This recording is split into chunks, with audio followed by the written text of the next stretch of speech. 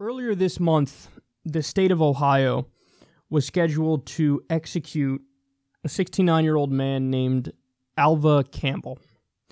Now, this guy was convicted of murder in 1997. So he's been on death row for a while, but his health has totally deteriorated. So he had cancer, and he has chronic obstructive pulmonary disease.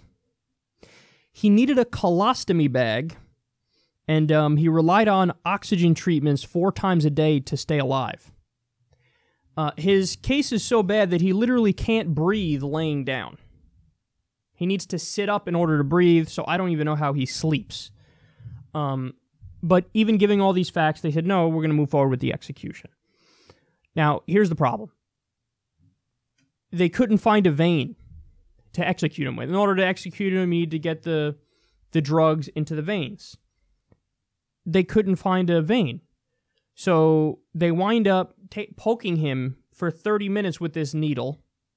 According to his attorneys, they weren't in the room, but they could see through the glass that his head was back. He was screaming in pain. Because oftentimes what happens with these, like they miss a vein and then they hit a bone or something because they try to go deep in. So he's screaming in pain. They try for 30 minutes to get this, needle into him. They couldn't do it. So at the very last minute, the head of the Ohio Corrections called it off. John Kasich, the governor of Ohio, said, fine, okay, yeah, we'll call it off. By the way, Kasich refused to call it off earlier. The guy applied, like, hey, here's the situation. Can you please? He's like, nope. So he's still alive. He's still alive. Now, this, what's amazing? I mean, it's hard to wrap your mind around this. This isn't even the first time this happened.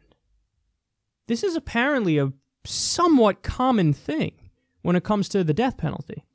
So in 2009, this happened with a different guy. They couldn't find a vein. It got to the point where he was trying to help them find a vein, the guy in 2009. He literally, in the middle of his execution, they had to pause so he could take a bathroom break. This is what happens. Now, with that guy, they couldn't find a vein. They didn't do the execution. And he said that night, there's pictures of all his, all the places they tried to poke him and where it didn't work. He said he had a nightmare that night of birds poking at him all night. And the bird poking at him, that was the symbolic. Can you imagine sitting there waiting for your death? Waiting for them to go, oh, we found the vein. They just keep poking you, trying to find the vein. You're like, I have like a minute left to live. They're going to find a vein at some point. And they go on for 30 minutes or more. The torture that must be for those 30 minutes. Literally physical torture because they're poking like crazy. But then the mental torture that is. Now in 2006... you ready for this? Same thing happened. Couldn't find a vein. A person who was trying to find the vein wasn't experienced enough with this kind of stuff. Kind of just shoved the thing into the guy, not in a vein, and started the process anyway. The guy was screaming. It's not working. It's not working. It's not working. It's not working. Screaming in pain. I think in this instance, I don't know if they called it off and found a vein or if he just was in pain for an extended period of time and eventually died anyway. I don't know. I don't know what happened in that case, but these things are not uncommon. There was the story in 2014. I remember covering it on Secular Talk. What happened is the people who used to make the cocktail for the death penalty, it's a European pharmaceutical company. They stopped making it. Because they're like, hold on now. In Europe, we don't have the death penalty. Every modern nation does not have the death penalty. We don't want to take part in this anymore. So they stopped selling it to the U.S. So we were scrambling in the U.S., the states that still have the death penalty, They're like, oh, well, we got to find some way to do it. They were literally experimenting with new chemicals. They were experimenting. I don't know, maybe this one will work and that one will work. In theory, that one's the sedative, and then this one's the one that'll stop the heart from beating. They did it in 2014. A guy foamed at the mouth. They called off, he was in pain. They called off the execution minutes into the execution. They're like, oh, okay, I guess he's not dead. Call it off. And then, minutes later, he died anyway. But the pain that was inflicted on that person for an extended period of time before he died, probably suffocating to death, choking to death on his own saliva, foaming at the mouth, because they didn't have the doses right or they didn't have the right medicine. Another problem is they often get this stuff from what's called compounding facilities. Compounding facilities are not the same as pharma-grade drugs. Compounding facilities is the whole thing is you just take the drug after they're made and you put them together, you mix them. So there's no quality controls, it's not as solid. This is what we're doing in the United States of America. Now listen, you can, in my opinion, the Eighth Amendment protects people from cruel and unusual punishment. I would argue the death penalty, even if it goes swimmingly, is cruel and unusual punishment.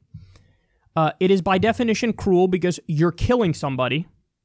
I would argue that's cruel. It is also unusual because the overwhelming majority of the countries on the planet don't have the death penalty. So that is also the definition of unusual. It is not the usual. It is not the norm. So I would argue even if the death penalty goes smoothly, it's unconstitutional. I would argue the 4% of people who are on death row who are innocent. That was a recent study found that number, by the way, from Britain. They looked into the death penalty. 4% of the time you get the wrong people.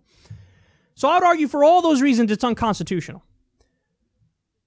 And you could disagree with me on that and say, you know what? I don't agree with what you think is cruel and what you think is unusual. Okay. Again, I vehemently disagree with you and we could argue that, but that is a point that's arguable. Fine. But then when you look at situations like this, where it did not go swimmingly, it is not an open question. We know it was botched. We know the consequences of it being botched. This, no reasonable person can look at and say, you know what? That's not cruel and unusual. That is definitely cruel and unusual. You know this is cruel and unusual. You know that the 4% of people who are on death row who are innocent, you know that's cruel and unusual. So this is unconstitutional, man. I don't see a debate on this anymore. And again, for somebody like me, again, to show vulnerability in my own thinking here, I'm the guy who says, listen, I'm against the death penalty because sometimes we get the wrong people and stuff like this happens. But in a perfect world where we had perfect information, I'm for the death penalty. You think I don't want to see Dylan Roof get killed? That son of a bitch for what he did? You don't think there are mass murderers out there who I look at? We've covered stories of guys who disemboweled children and fucked their dead remains. You think I want that guy to stay alive? You think I don't want that motherfucker to be killed? Of course I want that motherfucker killed. So for me, in theory, philosophically, with perfect information, I'm for the death penalty. So, in other words, what I'm trying to demonstrate to you guys is I'm sympathetic to the logic of it in some cases. I am. But that doesn't change this fact. And that doesn't change that it's a package deal. If you have the death penalty, you get the cases like this. It's a fact. It's a fact that some number, no matter how small, are going to be innocent and they're going to be found guilty incorrectly. It's a fact that there's going to be some botching. It's just a fact. It's also a fact we do this kind of execution because it makes us feel better about ourselves, as opposed to just shooting them in the head, even though it'd be more painless to shoot them in the head. But we feel barbaric because you see the blood and stuff. So I don't know, inject him with some shit, even though it's more painful. We gotta stop, man. The year's 2017. This doesn't make any sense. This is not part of the Enlightenment. This is not part of the progression of human history, and it really is sickening.